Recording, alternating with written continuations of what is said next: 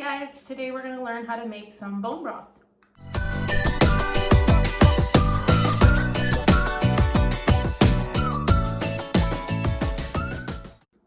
So making bone broth is a great way to utilize the whole animal. You're using the bones and roasting out the flavor and the marrow, and you're going to get a really good broth that is full of a lot of great nutrients and benefits, and the bonus is no part of the animal is going to waste.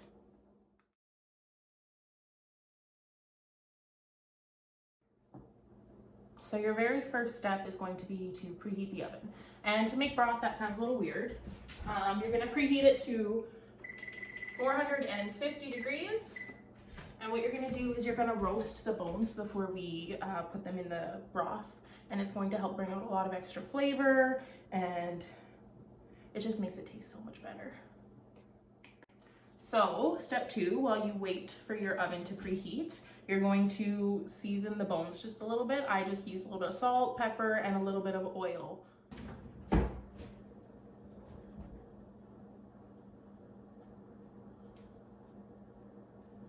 You just want a nice drizzle, not too much, just enough so that it gets a nice roast. You can also add more seasonings to this if you want. I'm just keeping it simple so that the broth is very basic and I can use it in a lot of different soups and stews.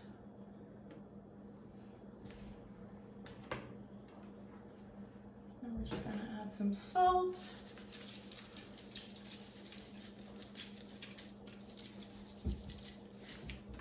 And some pepper.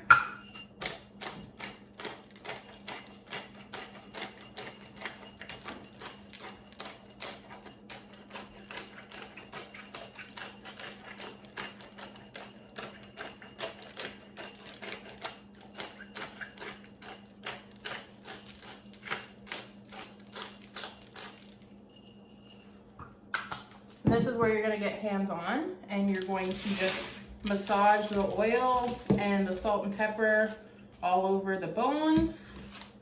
Make sure you have clean hands. And then you're gonna wash your hands really good after as well.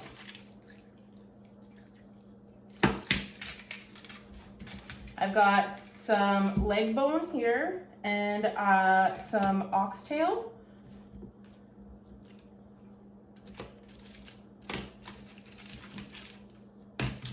All beef. Now, once you have that all done, you're going to wash your hands.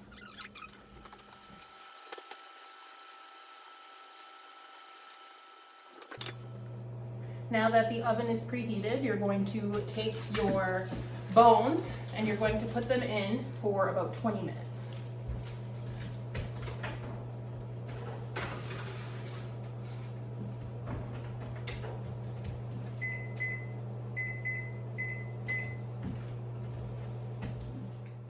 Now let's start on our vegetables. So you'll need 1 head of garlic, a couple stalks of celery cut into pieces. I have mine pre-cut. And you'll also need a few carrots cut into pieces as well. I also have mine pre-cut. I like to prep all my veggies at the beginning of the week so that the end of the week is a lot easier. And you'll also need a couple onions. And for spices, you'll need bay leaf, salt, pepper, and a little bit of vinegar. So now you're not going to cut up these vegetables super small. You want to leave them in big pieces so that you can strain them out later on. So I'm just going to do a rough chop. I'm not even going to take the peels off the onion because there's a lot of good flavor in there, and as long as you wash them first, you should be fine. You're gonna cut your garlic in half. Ideally, it'll stay together. Mine don't always. And then you're just gonna rough chop your veggies into about 2-inch size pieces so that they can get out all of the flavor.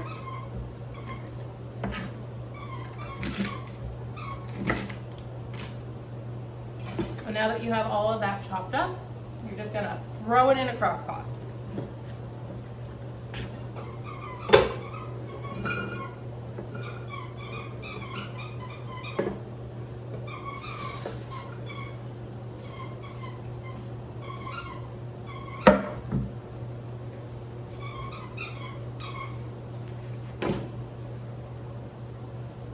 That's my new dog. His name is Duke. Now that you have all your veggies in the pot, you're going to add your seasonings. So you'll need a couple bay leaves, a tablespoon or two of peppercorns, whole peppercorns preferably, some salt, and a couple tablespoons of vinegar. The vinegar is going to help break down the membranes in the bone and get out all of the marrow and everything.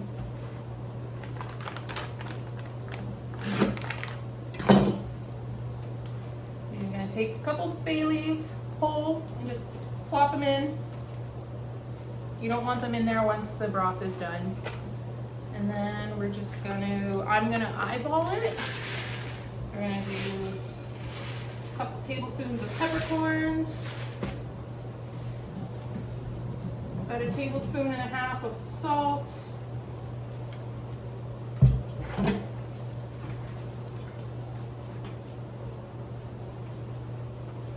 couple bloods of vinegar, and then 8 cups of water. So once you have your vegetables all chopped, you're going to wait for your bones to finish roasting and add those in, and you're going to turn your crock pot on low and let it cook for at least 12 hours. You can cook it for longer and that will make a tastier broth, but the minimum is 12 hours. So our bones have just beeped, so they're done. We're gonna pull those out.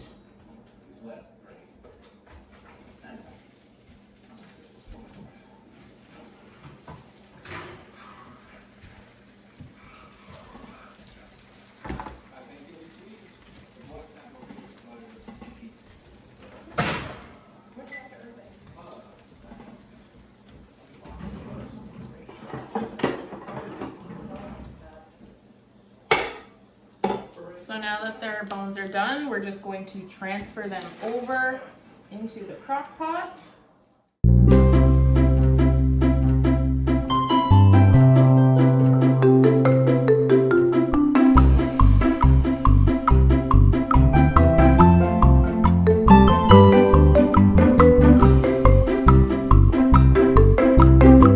So now that you have your bones in the crock pot, you're just going to place your lid on it and let it cook for 12 hours at least, up to 48. We had a little bit of issue with the audio, but once you've cooked for 12 hours, you're just going to take out the bones and the veggies and let it cool. You're going to scrape off the fat layer and set that aside. That can be used when cooking anything really. And then you're just going to jar it and freeze it for up to 6 months.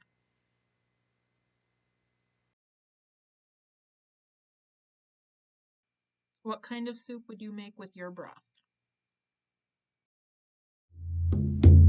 Oh, yeah, hey.